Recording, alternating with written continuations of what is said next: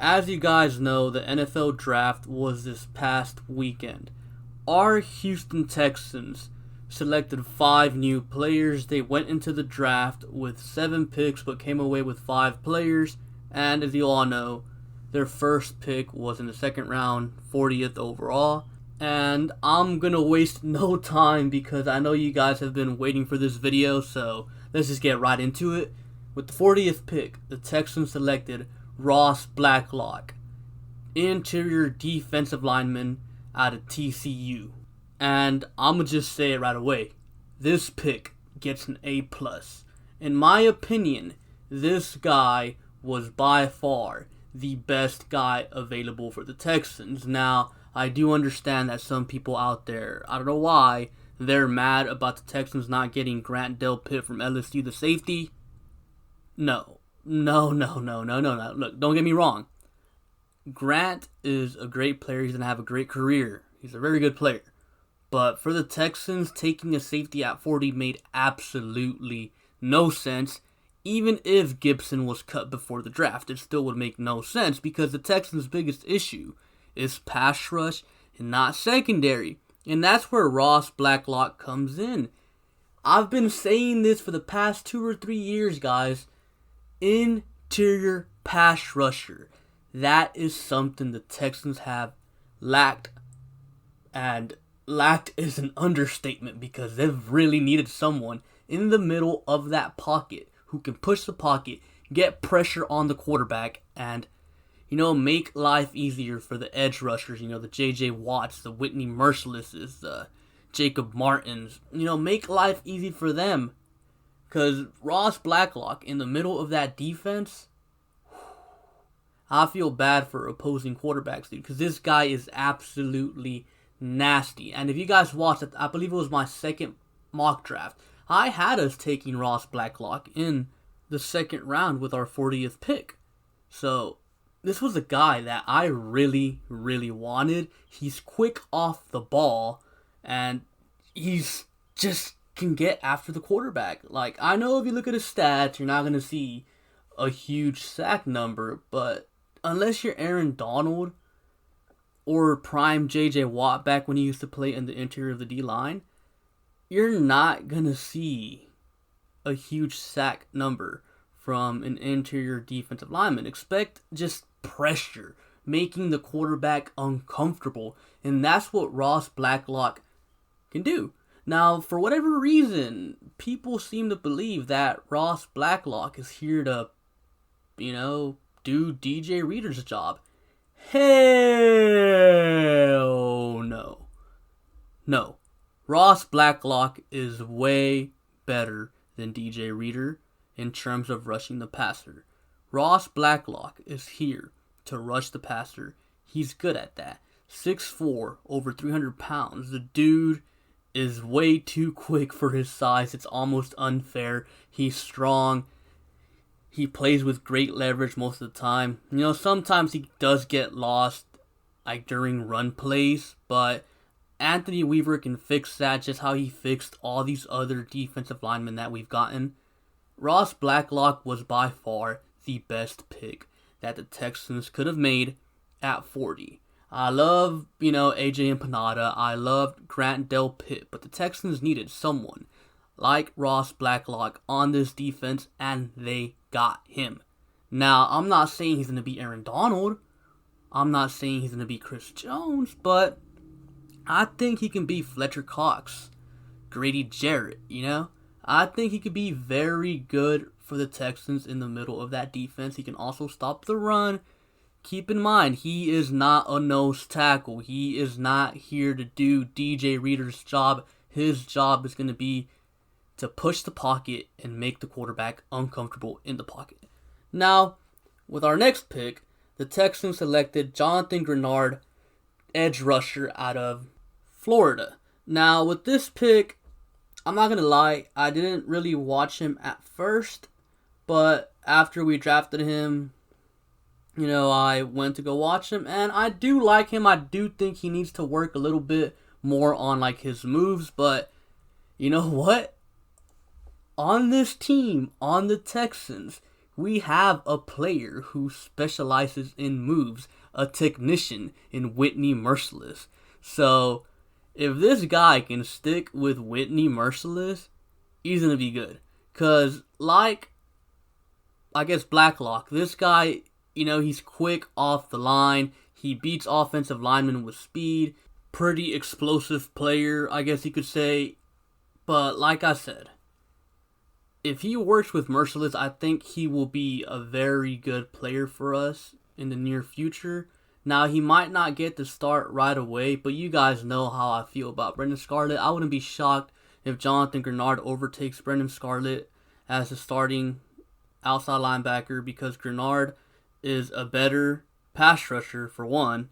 And then two, he also happens to be a pretty good run stopper as well, way better than Brendan Scarlett. He can set the edge. And then in the Senior Bowl, apparently the Bengals coaching staff was putting Granard in situations where he had to cover, which is something he wasn't really asked to do in Florida, but apparently he did a good job at the Senior Bowl covering, so maybe he can play that other outside linebacker role, the Brendan Scarlett role, not always necessarily rushing the passer, but dropping back into coverage every now and then eventually once Merciless retires or Merciless walks, Granard takes the Merciless spot, and then, he becomes our pure edge rusher. Like, the possibilities that we can do with Granard and Blacklock are endless. Our front seven is stacked, and I absolutely love it. That's why I'm giving this pick an A+ as well. It does need a little bit more work, but I think with Anthony Weaver, Whitney Merciless there, I think this guy can be very, very good for us. And as you guys know, all off season, I've been saying the Texans' biggest needs are edge rusher and interior pass rushing defensive lineman. And with those two picks, the Texans absolutely nailed it. They addressed their two biggest needs. And I was so satisfied with the first two picks that I told myself, you know what? If the Texans make any dumb picks the rest of the draft, I am fine with it because they got me what I wanted. Ross Blacklock, Jonathan Granard. We got two good pass rushers. Two pass rushers that will be good for the Texans in the future. Because like I've said before, Watt and Whitney Merciless, they're getting up there in age. It's time to, look for replacements. And, these two guys, especially Ross Blacklock, he can be the future of this defense, of that front seven, of that D-line. And, maybe even Jonathan Granard. Now, with Granard, let me just add this. I'm not saying he's going to be, Von Miller, Khalil Mack, but he can easily be an 8 to 9 sack guy a year. And I'm okay with that as long as he got Ross Blacklock, Whitney Merciless, Jacob Martin, Charles Omenihu, J.J. Watt. Like, you got all these guys with the ability to pass rush. You sub them in and out all game. They're going to be fresh all game chasing after the quarterback. Think about that. I love our first two picks. Now, with our next pick, our 4th round pick. Now, we did do some trades. So, the Texans ended up trading back from, I think it was 111, picked up 2 4th rounders, then traded back up and picked up Charlie Heck, offensive tackle out of North Carolina. This pick gets an F. Actually, you know what? I'll give it an F+, just for the sole reason that it keeps Chris Clark off the team. But this guy is not good. And the fact that they used a 4th round pick on a swing tackle is kind of yikes to me. I mean, this guy cannot play. He's not very good at offensive tackle. And it'd be different if he could slide into guard. But guess what? This guy will not be playing guard for the Houston Texans because he is 6'8", and he is too big. He will lose the leverage battles easily playing in the interior. And Bill O'Brien also already said that this guy will play offensive tackle for the Texans. And this is a guy you do not want starting. This is a guy who is not good. This is a guy who I see getting IR stashed year 1 because he's not better than Rod Johnson as our swing tackle. So he's probably going to get IR stats, and he's going to be our swing tackle for like 3 years, and he's going to be out of the league. Honestly, that's how I feel about Charlie Heck. He is not a good football player. He is not going to come in here and take the right tackle spot while Titus Howard slides into right guard. No, this guy is legit a swing tackle. He is he has no business starting. He is not a good football player.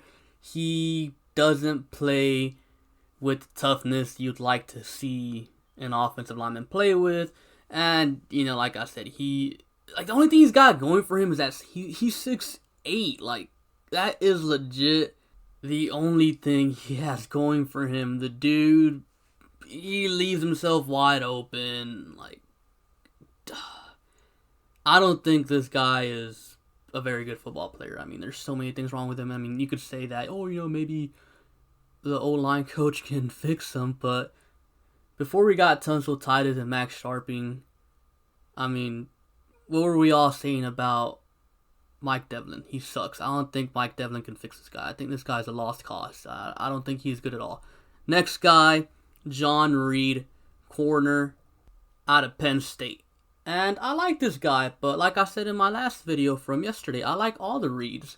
And this guy is no different. I think he's a good man cover corner. He was asked to play some zone at Penn State, and because of it, that's why he dropped. But the Texans, they want to play man coverage. They've made this clear. Bringing in Conley, Roby, Hargraves, Lonnie, all these man cover guys that they've brought in. It's pretty evident that they want to play man coverage. This guy is no different. He can play man coverage. Yes, he is 5'10", but guess what? Chris Harris is 5'10", and Chris Harris played in the slot, and he played it at a very high level. So maybe this guy can come in here and, maybe not start right away, because we do have quite, a lot of players at the corner spot. We have, Conley, Roby, Lonnie, who they're probably going to be your 3 starting corners. And then you got, Vernon Hargraves as well, Phillip Gaines, Keon Croissant. You even have Eric Murray, who can play nickel corner / slot corner, whatever you want to call it. So this guy, he's probably not going to see the field immediately, but he can definitely contribute. Now, again, like I said, he is probably limited to just man coverage, and he's also 5'10", so this is a guy that you probably do not want playing outside, so he's limited to just being a slot corner. And I don't think he possesses, even though he runs like a 4.49, I don't think he possesses the long speed to keep up with speedier guys. So there's also that. But this guy, he's a football junkie. I absolutely love him. I mean, they asked him a question who do you, study? And this guy said Chris Harris, Tre'Davious White. Ideal names, top corners, obviously, and anyone would say that. But then he also said Jason Verrett. The dude said Jason Verrett. And if you guys have been following me for a while, you guys know I love Jason Verrett. Unfortunately, injuries ruined Verrett's career. But Verrett was very, very good. Another somewhat undersized corner. But the dude, oh my God. Jason Verrett played the game beautifully. He's what you would want in a corner. And the fact that John Reed mentioned Verrett, the dude knows what he's talking about. Not any other corners in to say Jason Verrett, but I don't know, just him saying Jason Verrett kind of showed me that he's a football junkie. He studies a lot of football film. His Penn State coach apparently said that John Reed, instead of going out there and partying, he was up in his dorm, watching film and stuff. The dude's a football junkie. He's likable. I don't know. I just like John Reed. He's cool, man. I like John Reed. Oh, yeah. And he can also return kicks and punts. So, goodbye to DeAndre Carter. So, I give this pick an A, man. He can come in here, be a solid depth piece, can play special teams. It's an A. I like this pick. It's a very good pick in my opinion. But with the last pick, the Texans selected Isaiah Coulter, wide receiver, out of Rhode Island. Now, there's a guy who, he's 6'2", he's a bigger guy, he runs a 4.45, I believe. So, he's, I guess, built like your ideal receiver. But he has a lot of work to do, especially in the route running department. But see, here's the thing. When it comes to route running, I feel like if you get into the NFL and you still are a pretty bad route runner, I don't know if you can make it in this league, but hey, he's got Andre Johnson to work with. He's got the speed, he's got the size, so who knows? Maybe Andre Johnson can help him out. I see Isaiah being a guy that they IR stash this year and let him work behind the scenes and then, see what he's got the following year. I don't think this guy makes the roster. Like I said, IR stash. This is my IR stash candidate. With Charlie Heck, I was kind of just being, kind of mean because, like I've said in my live streams, I've been hating on David Johnson for since we got him. So I've moved on to hating on Charlie Heck. Charlie Heck is the new guy that, I don't like on the team. So, yeah, I think Charlie Heck does make the team, but I think Isaiah gets IR stashed and they stash him for next year. Can he get better? Absolutely. He's working with Andre Johnson. But route running, that's something tough to work on. He's going to have to really put in the work to get good. But since he does have, the physical attributes to be a good wide receiver, I'm giving this pick a C+ because this late in the draft, was it 5th round, I believe it was? Maybe 6th round? This late in the draft, it's okay to take a flyer on players like that. Players that you have to develop. Now, overall, though, I give this draft class a B-. The first 2 picks were amazing. They addressed the Texans' biggest needs, pass rush. And then you had the Charlie Heck pick, which was a terrible pick, man. Jesus Christ. You can't get worse than that. John Reed, who I loved, and then Isaiah Coulter, who I'm pretty iffy about. So overall, I'd say it's a solid draft class. It is a small draft class, but overall, you brought in 2 guys who are going to come in here and contribute immediately in Ross Blacklock and Jonathan Granard. And then you got John Reed, who can also come in here and contribute, maybe take over the kick return and punt return duties. And then you got, a guy who can develop into something nice. And then you got a complete scrub. So I guess with this draft class, you kind of got everything. You got the studs, you got the guys who can develop into something, you got the nice guys, backup depth players, and then you got a scrub. So overall, I am very pleased with this draft class. And as far as the trades go in this, during the draft, I loved the fact that Bill O'Brien traded back from 111 and picked up 2 4th-round picks. Didn't like that he traded a 4th and 2 7ths to move up and select Charlie Heck. I didn't mind that he did it. I just didn't like who he selected. And the last trade that he did was trading our 7th-round pick to the Saints for a 6th-round pick next year, and I absolutely love that. We got another pick for our 2021 draft class, which, okay, let me be real. If you thought this draft was bad without a 1st-round pick, next year's draft is going to be worse because we don't have a 1st or a 2nd. Not only that, if you recall the 2018 draft, when we didn't have a 1st or 2nd round pick, well, guess what? The 2021 draft is going to be even worse than that. Because in 2018, we at least had an early 3rd round pick. In 2021, that 3rd round pick is going to be late. So, yeah, this upcoming draft in 2021, I am not looking forward to it. But, we're not there yet. So, let's just stick with this draft. This draft, I'm mostly satisfied with it. I absolutely love our first 2 picks. Love John Reed, like I love all the Reeds. And, Charlie Heck, and Isaiah Coulter. I don't know, maybe Andre Johnson can turn him into something. So, yeah, he is an outside receiver, though. I forgot to mention that he is not a slot receiver. For some reason, I've seen some people say that he's a slot receiver. No, he's an outside receiver. He doesn't play in the slot. So, yeah, that's pretty much all I have for you guys for today. Comment down below your opinion on this draft class. And be sure to like and subscribe. Thank you for watching, and I'll catch you guys later. Peace.